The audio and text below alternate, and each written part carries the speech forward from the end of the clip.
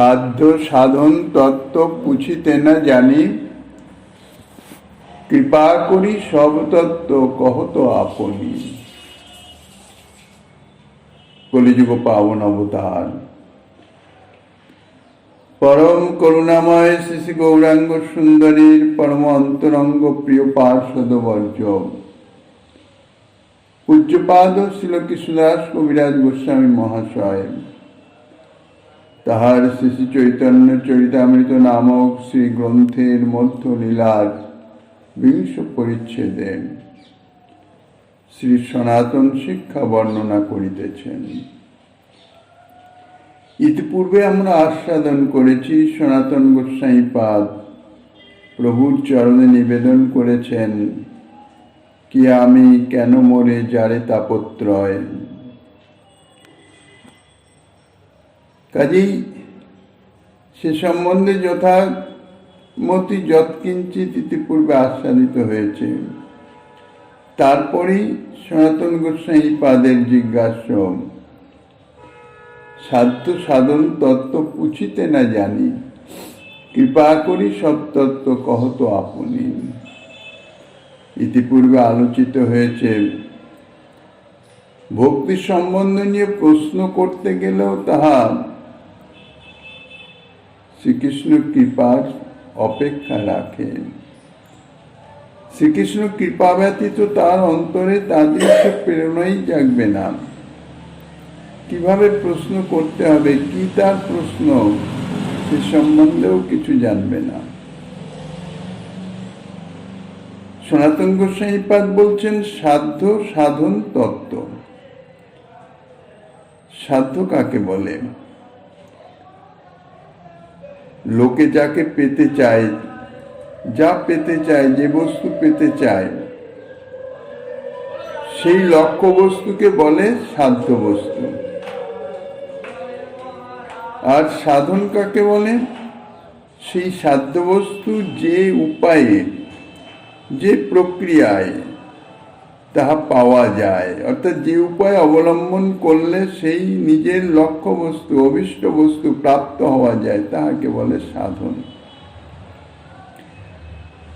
এখন যথার্থ সাধ্য বস্তুই বা কি, আর সেই সাধ্য বস্তু পাওয়ার উপায় বে কি, এ সম্বন্ধে জিজ্ঞাসা করবার সামর্থ্য আমার নাই, আমি জানি না। তাই বলছেন পুছিতে না জানি, জিজ্ঞাসা করতে জানি না। কিভাবে জিজ্ঞাসা করলে যে আমার যথার্থ মনের যে সংশয় তাহা নিবেদিত হবে, তাহাও আমি জানি না। কোন কোন গ্রন্থের পরে আরেকটি পয়ার দেখা যায়, তার দৈন্য শুনি প্রভুর আনন্দিত মন, কহিতে লাগিলা তারে করি আলিঙ্গন। সনাতন গোস্বামীপাদ শাস্ত্রজ্ঞ, তত্ত্বজ্ঞ, সর্ববিষয়ে অভিজ্ঞ ঠিকই, কিন্তু ভক্তিত্ব যে দৈন্যতা, ভগতের কি জাতীয় দৈন্যতা থাকা উচিত। যদিও হৃদয়ে যদি ভক্তি দেবীর অধিষ্ঠান হয়, তাহলে তাহাকে দৈন্যতা শিক্ষা করতে হয় না, স্বতঃস্ফূর্তভাবে প্রকাশিত হয়। দৈন্যতাই হইতেছে পরিপোষক। কিন্তু সাধক ভক্তের, যিনি সাধনে প্রবৃত্ত হয়েছেন, তিনি এ জাতীয় ভক্তের আদর্শ অনুসরণ করে কায়ে মনে বচনে, অর্থাৎ তার সর্ববিধ আচরণে সদা সর্বদা দৈন্যতা রক্ষা করবার জন্য চেষ্টা করবেন। ইহাও সাধনের একটি অঙ্গ। কেননা দৈন্যতা তাহা ভক্তির পুষ্টিকারক। যতটুকু ভক্তি অঙ্গ যাজিত হয়, তাহা পুষ্টি লাভ করবে এই দৈন্য ব্যবহারে, দৈন্য আচরণে। তাই কথায়, আচরণে, এমনকি মনের ভাবনায় যেন কখনো দৈন্যতা লঙ্ঘন না হয়। সনাতন গোস্বামী পাদের জীবনীতে তাহা পরিপূর্ণরূপে প্রকাশিত হয়েছে। প্রভু উত্তরে বলছেন, প্রভু কহে কৃষ্ণ কৃপা তোমাতে পূর্ণ হয়, সব তত্ত্ব জানো তোমার নাহি তাপত্রয়। কৃষ্ণ শক্তি ধরো তুমি, জানো তত্ত্ব ভাব, জানি দার্ঢ লাগি পুছে সাধুর স্বভাব। সনাতন গোস্বামী পাদের যে প্রশ্ন, সেই প্রশ্নের উত্তরে প্রভু বলছেন, সনাতন, তোমার প্রতি তো শ্রীকৃষ্ণের পরিপূর্ণ কৃপা। যাহার প্রতি কৃষ্ণের পূর্ণ কৃপা থাকে, তার অজ্ঞাত কিছুই থাকতে পারে না। তিনি সর্বতত্ত্ব জ্ঞাতা হয়ে যান, তত্ত্বজ্ঞ হয়ে যান। কাজেই তার তো তাপত্রয় থাকার প্রশ্নই নেই। তাই সাধ্য সাধন তত্ত্ব আদি এ সমস্তই তুমি জানো, আর কোন রকম তিতার জ্বালার আভাসও তোমার নাই। এ কথাগুলো বলছেন স্বয়ং মহাপ্রভু, যিনি সত্য স্বরূপ। কোনো এখানে বাণীতে কোনো কপটতা বা চাটুকারিতা এসবের কোনো প্রশ্নই নাই, আভাসই নাই। সত্য স্বরূপ শ্রীমন মহাপ্রভু প্রকৃত সত্য যা তাহাই প্রকাশ করেছেন। এখন প্রশ্ন হতে পারে, সনাতন গোস্বামীপাদ যদি সমস্তই জানেন, তিনি তত্ত্বজ্ঞই হন, কোন রকম তিতাব জ্বালা নাই থাকে, তাহলে তিনি যে প্রশ্ন করলেন, ইহা কি কপটতা নয়? জেনে শুনেও আবার মহাপ্রভুর নিকটে সেই প্রশ্ন করা, নাকি মহাপ্রভুকে পরীক্ষা করছেন? তার উত্তরও মহাপ্রভু দিয়ে দিলেন, তথাপি যে তুমি আমাকে প্রশ্ন করছো, তার কারণ হচ্ছে এই যে তুমি সাধু। সাধুদের আচরণ আর সাধারণ সংসারী জীবের আচরণ, মায়ামুগ্ধ জীবের আচরণ, তার মধ্যে অনেক তফাৎ আছে, তারতম্য আছে। যিনি সাধু, তিনি সর্বগুণে গুণান্বিত হয়েও নিজেকে সর্বদা সর্ববিষয়ে অসমর্থ অনুভব করেন। সাধুদিগের স্বভাবই এই, সমস্ত বিষয় তার জানা থাকলেও দৃঢ়তার জন্যে, জ্ঞাত বিষয়ের দৃঢ়তা সম্পাদনের উদ্দেশ্যে তাহারা জ্ঞাত বিষয়ের সম্বন্ধেও পুনঃ পুনঃ আবার প্রশ্ন করেন।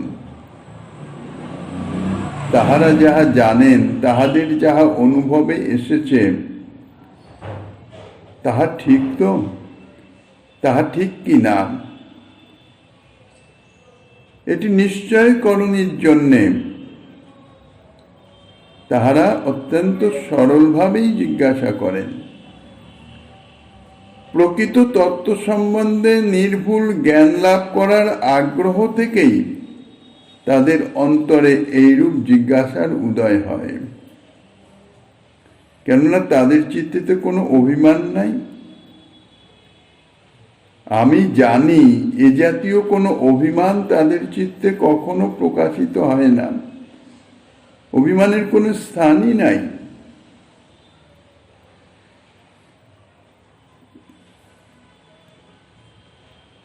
বস্তুত তত্ত্বজ্ঞানের নিমিত্ত যাহাদের অত্যন্ত আগ্রহ থাকে, তাহারা শীঘ্রই তাহাদের অভিলষিত বস্তু পেতে পারেন। শ্রীমন মহাপ্রভু যে বলেছেন, জানিদার্ঢ লাগি পুছে সাধুর স্বভাব, তাহারই সমর্থনে, তাহারই প্রমাণস্বরূপ ভক্তিরসামৃত সিন্ধু থেকে একটি শ্লোকের উদ্ধৃতি দিয়েছেন। অচিরাদেব সর্বার্থ সিদ্ধতিশা মভীপ্সিত সদ্ধর্মস্যাবধায় যেষাং নির্বন্ধিনী মতি।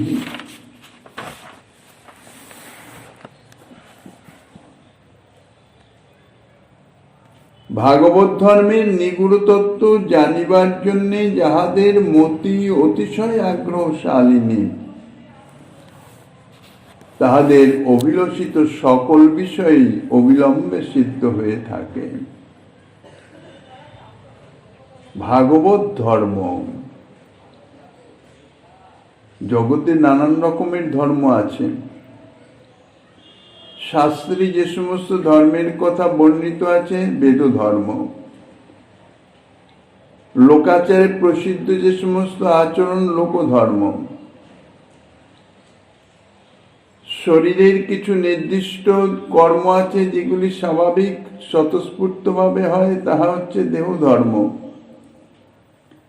এরকম নানান রকম ধর্ম আছে, কিন্তু জীবের উদ্ধারের কারণ হচ্ছে ভাগবত ধর্ম। সেই ভাগবত ধর্মের যে নিগুড় তত্ত্ব, প্রকৃত রহস্য, তাহা কি, কিভাবে তাহা প্রাপ্ত হওয়া যায়, সে সম্বন্ধে যাদের অন্তরে জানবার জন্য ব্যাকুলতা জাগে, সেই ব্যাকুলতার ফলে তাহাদের অভিলষিত সকল বিষয় ভগবত কৃপাতে অবিলম্বে সিদ্ধ হয়ে থাকে। তাই শ্রীমন মহাপ্রভু বলছেন, যোগ্যপাত্র হও তুমি ভক্তি প্রবর্তাইতে, ক্রমে সব তত্ত্ব শুনো কহিয়ে তোমাতে। ভক্তি ধর্ম প্রবর্তিত করতে তুমি যোগ্য ব্যক্তি। প্রভু বলছেন, সনাতন, তোমার প্রতি শ্রীকৃষ্ণের পরিপূর্ণ কৃপা, আর ভক্তি দেবীর ভক্তি লাভ তাহা ভগবত কৃপা সাপেক্ষত। তোমার প্রতি যখন পরিপূর্ণ কৃপা, তার ফলে জগতে সেই ভক্তি ধর্ম প্রবর্তন করবার যোগ্যতা তোমাদের সম্যক রূপেই বিদ্যমান আছে। ভক্তি ধর্ম প্রচার করবার যোগ্যতা কার মধ্যে থাকে? যোগ্য ব্যক্তি কে হন? যিনি ভক্তি সম্বন্ধনীয় সমস্ত তত্ত্ব অনুভব করেন। অপরোক্ষ অনুভূতি অর্থাৎ প্রত্যক্ষ অনুভূতি যার আছে। কাজেই সমস্ত যোগ্যতা সম্যকরূপে তোমাতে আছে, তথাপি আমি ক্রমে ক্রমে সমস্ত তত্ত্বই তোমাকে খুলে বলতেছি, তুমি মনোযোগ দিয়ে শ্রবণ করো। সনাতন গোস্বামীর দ্বারা প্রভু যে জগতে ভক্তিশাস্ত্র প্রচার করাবেন এবং তদ্বারাই ভক্তি ধর্ম প্রবর্তিত করাবেন, এই প্রয়ারে প্রভু তদনুরূপ সংকল্পেরও ইঙ্গিত দিলেন। সনাতন গোস্বামীপাদের প্রথম প্রশ্ন ছিল, কে আমি? তার উত্তরে প্রভু বলছেন, জীবের স্বরূপ হয় কৃষ্ণের নিত্য দাস, কৃষ্ণের তটস্থা শক্তি ভেদাভেদ প্রকাশ। জীবের স্বরূপ কি? কে আমি? আমি মানে আমার স্বরূপ কি?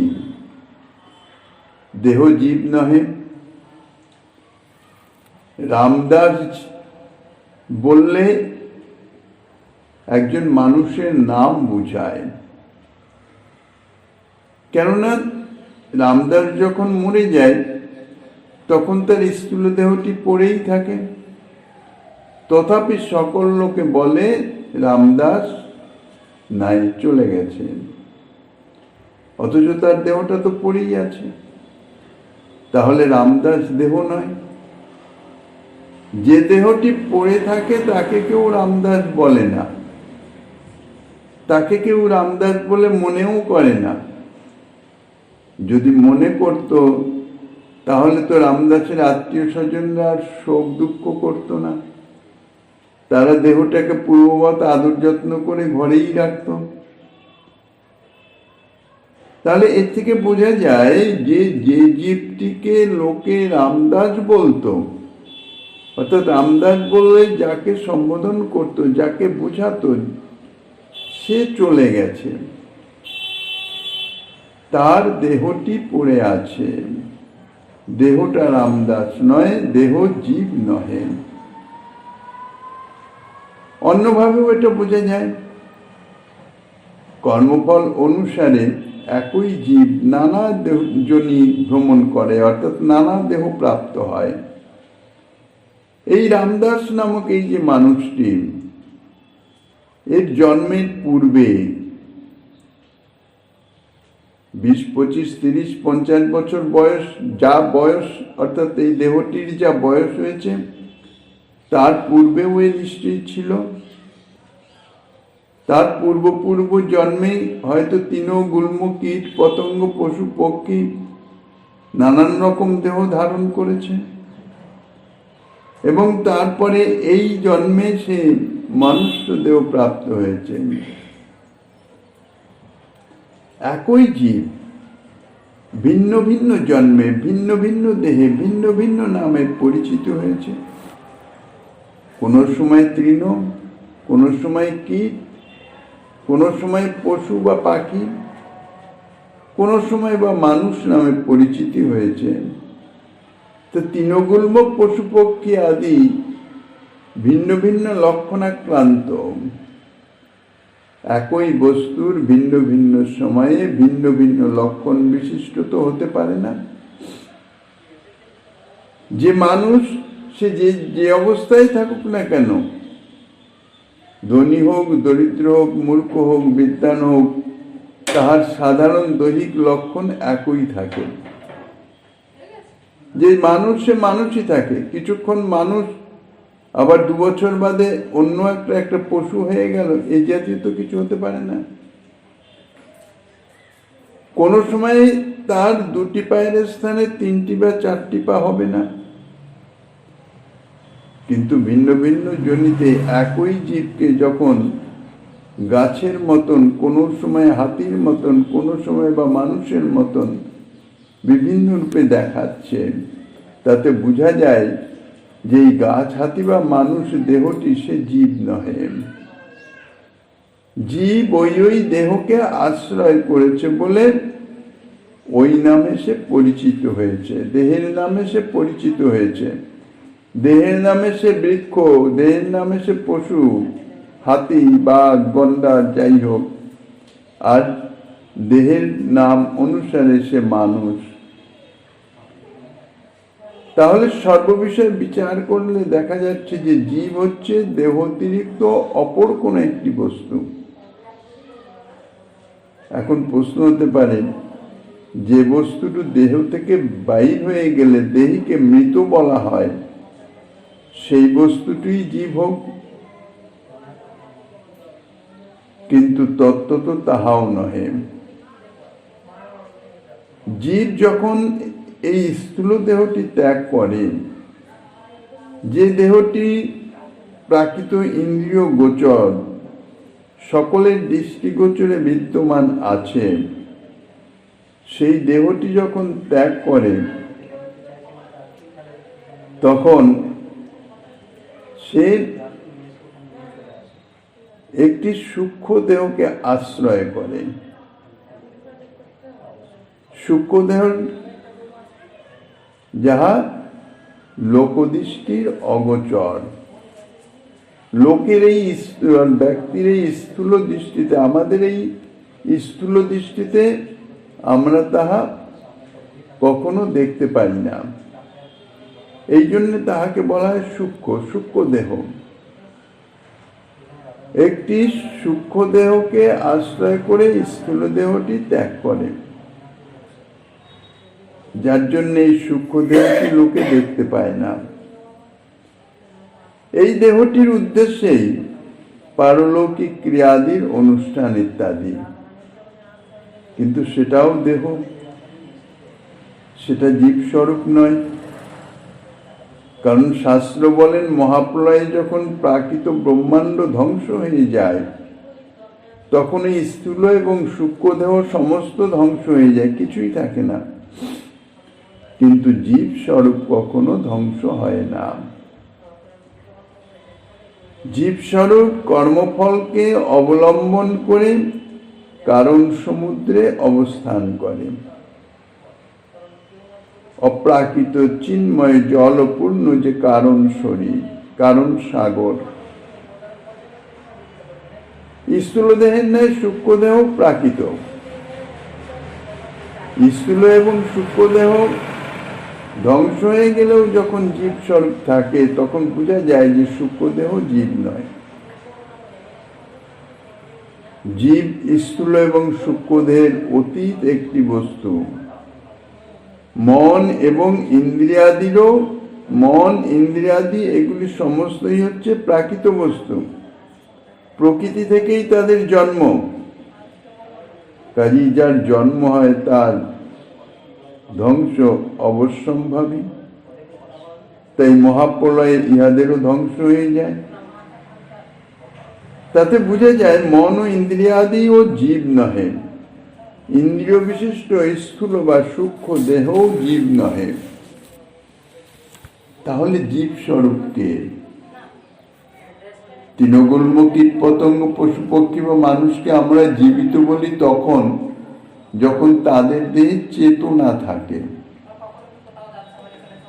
দেহটি যখন চেতনাহীন হয়ে যায় তখন তাহাকে আমরা বলি মৃত। সেই দেহে যেই জীব ছিল, যে জীব স্বরূপ ছিল, তখন আর সেই জীব ওই দেহে নাই। তাহলে বুঝে যাচ্ছে যে জীবের সঙ্গে চেতনা, চৈতন্য একটা নিত্য অচ্ছেদ্য সম্বন্ধ আছে। যতক্ষণ সে চৈতন্য থাকে ততক্ষণ সে জীবিত। চৈতন্য যদি না থাকে, চৈতন্য শক্তি না থাকলে সে মৃত হয়ে যায়। জীবের সহিত স্বরূপত জড়ের যে সেরূপ কোনো সম্বন্ধ নাই তাহা মোটামুটি বোঝা গেল। জড়রূপা প্রকৃতির সংস্রবে উৎপন্ন মন ও ইন্দ্রিয়াদি এবং সূক্ষ্ম স্থূল দেহ এ সমস্তই জড়। মহাপ্রলয়ে যখন এ সমস্ত ধ্বংস প্রাপ্ত হয় আর তখনও যখন জীব কারণ সমুদ্রে অপ্রাকৃত চিন্ময় যে সমুদ্র, কারণ সমুদ্র যাকে বলা হয়, চিন্ময় জলপূর্ণ,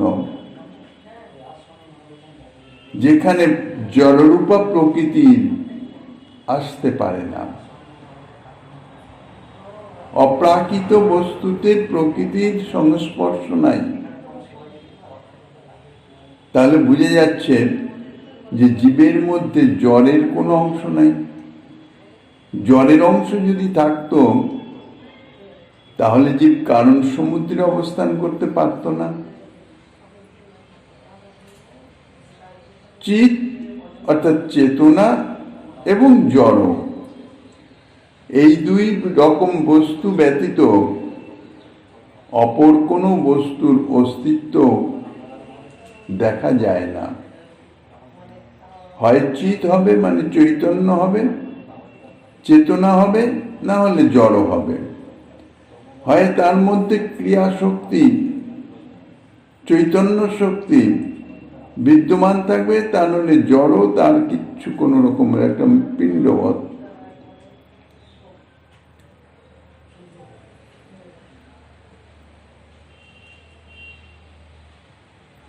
জীবে যখন জড়ের অংশ নাই, অর্থাৎ জীব স্বরূপে জড়ের অংশ নাই, আর জীবের সঙ্গে যখন চেতনা বা চিতের একটা নিত্য সম্বন্ধ আছে এবং এই সম্বন্ধটি অচ্ছেদ্য, নিত্য, তখন স্বীকার করতে হবে যে জীব চিৎ বস্তু, চিৎ স্বরূপ, অপর কিছু নহে। এক দেহে স্থিত জীবের দেহত্যাগে যখন অন্য দেহে স্থিত জীবের দেহত্যাগ হয় না, তখন ইহাও বোঝা যায় যে ভিন্ন ভিন্ন দেহস্থারী জীব, অর্থাৎ ভিন্ন ভিন্ন দেহকে আশ্রয় করে যে জীব স্বরূপ বিদ্যমান আছে, তাহারা সকলে পরস্পর ভিন্ন।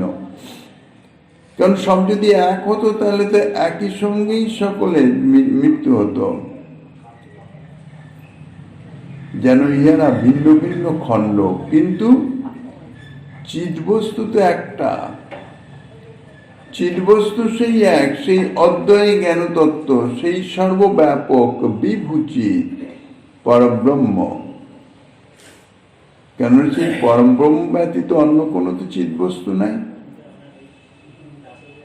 তাহলে বুঝে যাচ্ছে যে সেই অখণ্ড চিদ্বস্তুর, সেই পরম ব্রহ্মের অর্থাৎ বিভূচিত, তারই অতি ক্ষুদ্র একটি অংশ বা খণ্ড হচ্ছে জীবস্বরূপ।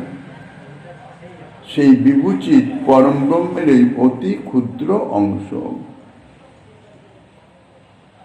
জীব বা জীবাত্মা আমাদের ইন্দ্রিয়গ্রাহ্য বস্তু নহে, কেননা আমাদের ইন্দ্রিয় হচ্ছে প্রাকৃত, আর জীব স্বরূপ হচ্ছে চিৎ, অপ্রাকৃত। তাই তাহার স্বরূপ সম্বন্ধে আমাদের কোনো প্রত্যক্ষ জ্ঞান নাই বা হওয়ারও সম্ভাবনা নাই। ইন্দ্রিয়জ বিষয় নহে জীব। তো এ পর্যন্ত যা বলা হচ্ছে ইহা যুক্তি এবং অনুমান মাত্র। জীবের স্বরূপ সম্বন্ধে একমাত্র প্রমাণ শাস্ত্র বাক্য। শ্রীমন মহাপ্রভুর কথায় সেই শাস্ত্র প্রমাণই অভিব্যক্ত হয়েছে।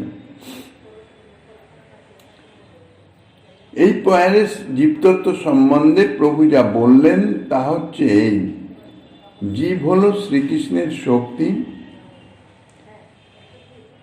জীবের স্বরূপ হয় কৃষ্ণের নিত্যদাস, কৃষ্ণের তটস্থা শক্তি ভেদাভেদ প্রকাশ। অর্থাৎ শ্রীকৃষ্ণের শক্তি, আর এই জীব শক্তি হচ্ছে শ্রীকৃষ্ণের তটস্থা শক্তি।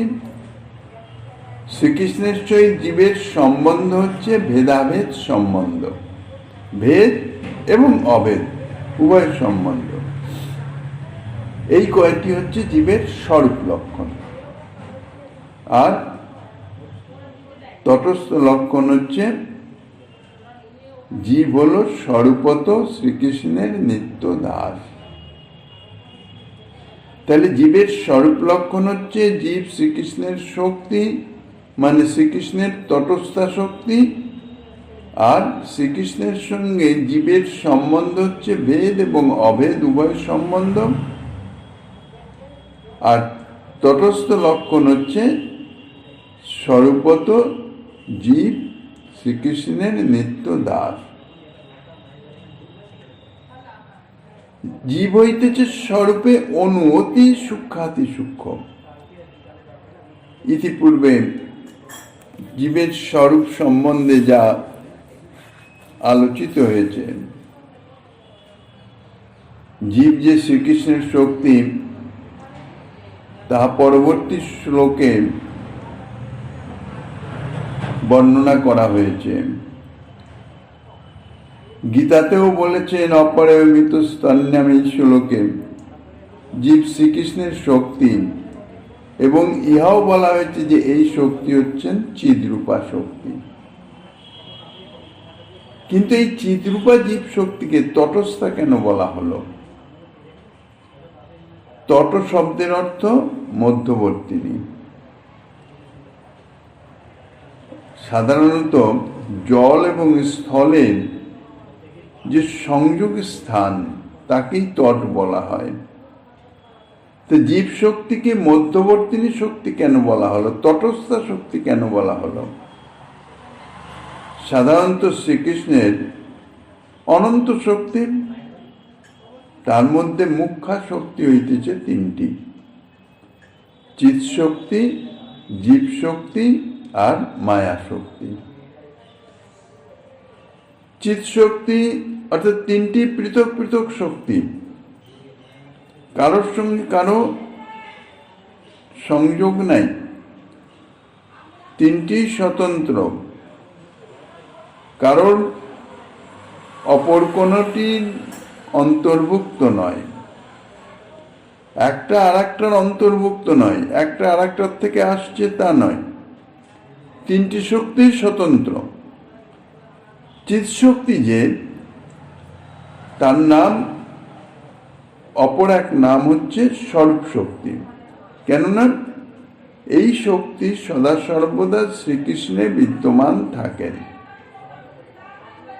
শ্রীকৃষ্ণের স্বরূপেই থাকেন, এই জন্য বলা হয় স্বরূপ শক্তি। শ্রীকৃষ্ণের যাহা কিছু লীলা বিলাস ইত্যাদি সমস্ত কিছুই এই স্বরূপ শক্তির মাধ্যমেই সংগঠিত হয়। শ্রীকৃষ্ণের যে লীলা পরিকর ইত্যাদি জানালা সবই স্বরূপ শক্তির অংশ। তাই একে বলা হয় অন্তরঙ্গা শক্তি, ইয়া চিন্ময়ী। আর এই যে মায়া শক্তি, মায়া শক্তি হচ্ছে জড় শক্তি, ইহা চিৎরূপা নয়। ভগবানের স্বরূপে বা ভগবানের লীলাস্থল ধামাদিতে যথার্থ মায়া শক্তির প্রবেশ নাই। তাইলে দেখা যাচ্ছে যে স্বরূপ শক্তি হচ্ছেন অপ্রাকৃত, মায়া শক্তি হচ্ছে প্রাকৃত। এই প্রাকৃত এবং অপ্রাকৃত পরস্পরের তো মধ্যে সংস্পর্শ নাই। মায়া অপ্রাকৃত শক্তিতে মায়া শক্তির কোনো স্পর্শই হতে পারে না। তো এই জন্যে, আর স্বরূপ শক্তি যখন শ্রীকৃষ্ণের সঙ্গে থাকেন সদা সর্বদাই, অন্তরঙ্গা শক্তি, তাহলে এই মায়া শক্তি সদা সর্বদাই শ্রীকৃষ্ণের বাইরে থাকবেন, দূরে থাকবেন। তা মায়া শক্তি এই জন্যে দূরে থাকেন।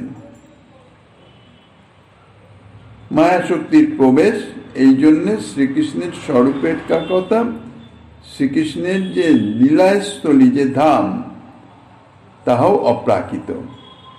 কেননা শ্রীকৃষ্ণ নিজেই অপ্রাকৃত সচ্চিদানন্দ ঘন বিগ্রহ, তাই তিনি যেখানে লীলাবিলাস করেন তাঁর সেই ধামও অপ্রাকৃত। যাদের নিয়ে তিনি লীলাবিলাস করেন, লীলা পরিকর যারা, তাঁরাও অপ্রাকৃত। তাই এই মায়া শক্তি শ্রী ভগবানের ধামেও প্রবেশ করতে পারে না, কারণ অপ্রাকৃত, চিন্ময় ধাম, তার বাইরেই তাকে অবস্থান করতে হয়। তাই মায়া শক্তির কার্যস্থল হচ্ছে এই প্রাকৃত ব্রহ্মাণ্ডে। শ্রী ভগবানের অবস্থান অপ্রাকৃত চিন্ময় ধাম, বৈকুণ্ঠ ধাম, অনন্ত কোটি বৈকুণ্ঠ ধাম, অনন্ত কোটি ভগবৎ স্বরূপে, সেখানেই চিৎশক্তির বিরাজমান। আর তার বাইরে যেখানে ব্রহ্মাণ্ড, প্রাকৃত ব্রহ্মাণ্ড সৃষ্টি হচ্ছে, সেই প্রাকৃত ব্রহ্মাণ্ডেই মায়ার অবস্থান, মায়ার কার্যস্থল।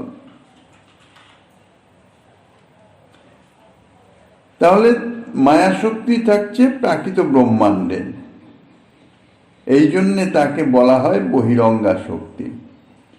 তাহলে চিৎ শক্তি শ্রীকৃষ্ণের অন্তরঙ্গা শক্তি, আর মায়া শক্তি শ্রীকৃষ্ণের বহিরঙ্গা শক্তি।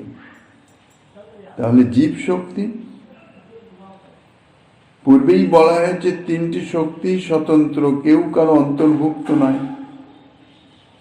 জীব শক্তি স্বরূপ শক্তির অন্তর্ভুক্তও নয়, মায়া শক্তির অন্তর্ভুক্তও নয়। এই জন্যে তাকে বলা হয় তটস্থা শক্তি।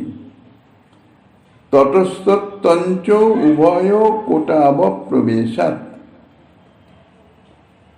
এখন প্রশ্ন হতে পারে, তিনটি শক্তি যখন পৃথক পৃথক শক্তি, সুতরাং কোনো একটি যখন স্বরূপত অন্য দুইটির অন্তর্ভুক্ত নহে, তখন অপর দুইটি শক্তির কোনোটিকে তটস্থা না বলে শুধুমাত্র জীব শক্তিকে কেন তটস্থা বলা হলো?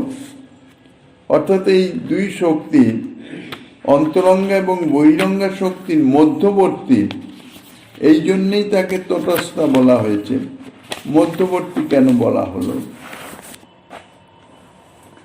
তার উত্তরে বলা যায়, স্বরূপের দিক হতে জীব শক্তিকে অপর দুইটি শক্তির মধ্যবর্তিনী বলা যায়। মায়া শক্তি হচ্ছে জড়, আর জীব শক্তি হচ্ছে চিদ্রূপা।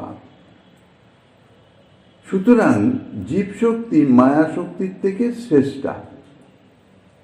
আবার স্বরূপ শক্তি হচ্ছেন চিন্ময়ী শক্তি। জীব শক্তিও চিদ্রূপা ঠিকই, কিন্তু চিদ্রূপাত্যাংশে স্বরূপ শক্তি জীব শক্তি এক জাতীয়, সুতরাং তাহাদের স্থান পাশাপাশি। মায়া শক্তি তাদের নিকট থেকে অনেক দূরে থাকবে জড়রূপা বলে। স্বরূপ শক্তি এবং জীব শক্তি এতদুভয়ের স্থান পাশাপাশি হলেও জীব শক্তি থেকে স্বরূপ শক্তি হচ্ছেন পরম শ্রেষ্ঠা। যেহেতু স্বরূপ শক্তি সদা সর্বদাই শ্রীকৃষ্ণেই অবস্থান করেন, জীব শক্তি কখনো শ্রীকৃষ্ণের স্বরূপে অবস্থান করতে পারেন না। তাই জীব শক্তির স্থান হবে স্বরূপ শক্তির পরে এবং মায়া শক্তির আগে। কাজেই জীব শক্তির স্থান হচ্ছে স্বরূপ শক্তি এবং মায়া শক্তির মধ্যস্থল। সেই জন্যই জীব শক্তিকে বলা হচ্ছে তটস্থা শক্তি। অপর দুই শক্তির মধ্যবর্তিনী, যেমন জল এবং স্থলের মধ্যবর্তিনী, তাকেই তো তট বলা হয়। এই জন্যই বলা হচ্ছে তটস্থা। জীব শক্তির স্থান স্বরূপ শক্তির পরে হওয়ায় আরো একটি কারণ আছে। জীব শক্তি মায়া শক্তির অন্তর্ভুক্ত না হলেও মায়া শক্তির গুণের দ্বারা রঞ্জিত হতে পারে। যৎ তটস্থন্তু চিদিরূপং সংবেদ্যাৎ বিনির্গতম রঞ্জিতং গুণ রাগেন সজীব ইতি কথ্যতে। অর্থাৎ জীব শক্তি ততটা সামর্থ্যবান নয়, মায়া শক্তি তাকে বশীভূত করে ফেলতে পারে।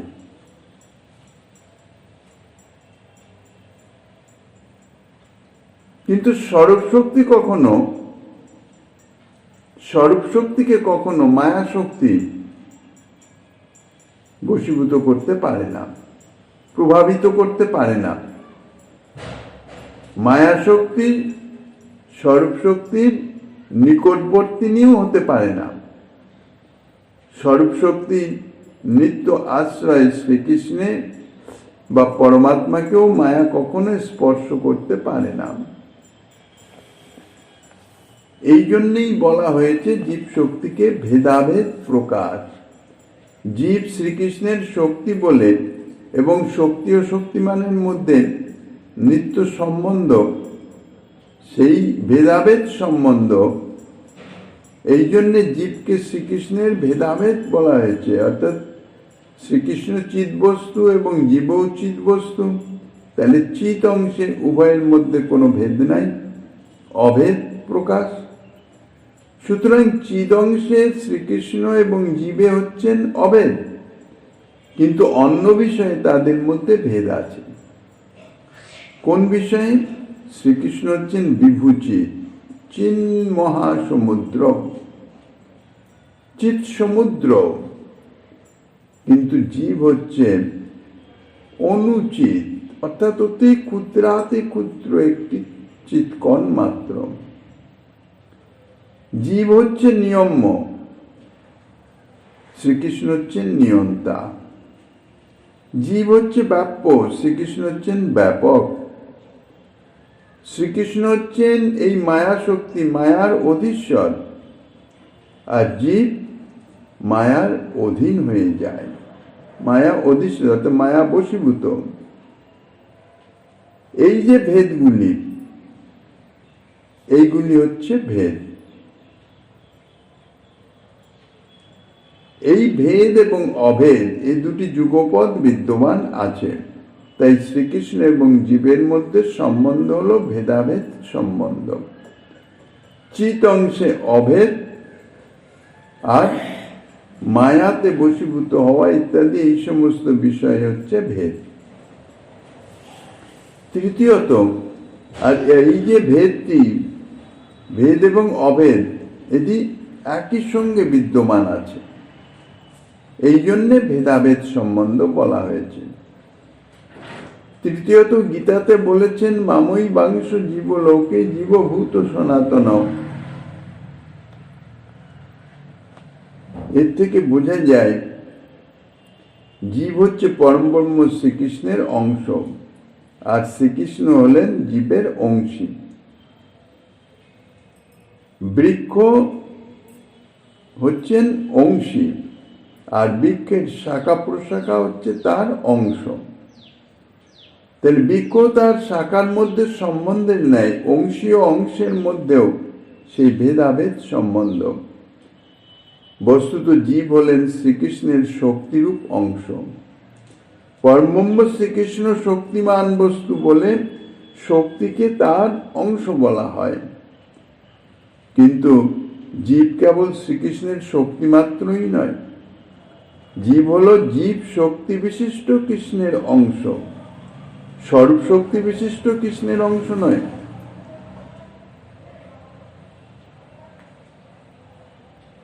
এই জন্যে শ্রীকৃষ্ণের অংশ, এই জন্যে জীবের স্বরূপ হচ্ছে কৃষ্ণের নিত্য দাস। দাস কেন? সেবার্থে। সেবাই হচ্ছে দাসত্বের প্রাণ বস্তু।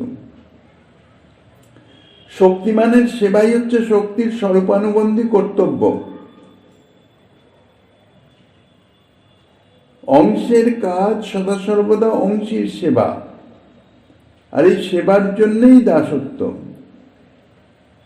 তা জীব যখন শ্রীকৃষ্ণের অংশ, তাহলে তার কাজই হচ্ছে অংশী শ্রীকৃষ্ণের সেবা। আর যেহেতু সে অপ্রাকৃত চিন্ময়, নিত্য শাশ্বত বিদ্যমান, এই জন্যে নিত্য, তাহলে শ্রীকৃষ্ণের দাস হচ্ছে জীব, এবং সেই দাস কিরকম? 2-4-10 দিনের জন্য বা বছরের জন্য নয়, নিত্য। এই দাসত্ব অনাদিকাল থেকে আছে, অনন্তকাল থাকবে। দাসত্ব অর্থাৎ এই সেবাত্ম, সেবাভাব, সে স্বরূপানুবন্ধী কর্তব্যই হচ্ছে সেবা। অংশীর সেবাই অংশের স্বরূপানুবন্ধী কর্তব্য। যেমন গাছের অংশ, শাখা পত্র ইত্যাদি, অংশী গাছের সেবাই করে থাকে। জীব শ্রীকৃষ্ণের শক্তি এবং অংশ বলে শ্রীকৃষ্ণের সেবাই হচ্ছে তার সর্বগত ধর্ম। একটি গাছের শাখা পল্লব অন্য গাছের সেবা করে না, সদা সর্বদা তারই, অর্থাৎ সেই গাছেরই সেবা করে। অর্থাৎ সূর্যালোক সংগ্রহ করা বা মূলের দ্বারা রস আহরণ করা, সমস্ত কিছু সেই গাছের জন্যই নিরন্তর করে।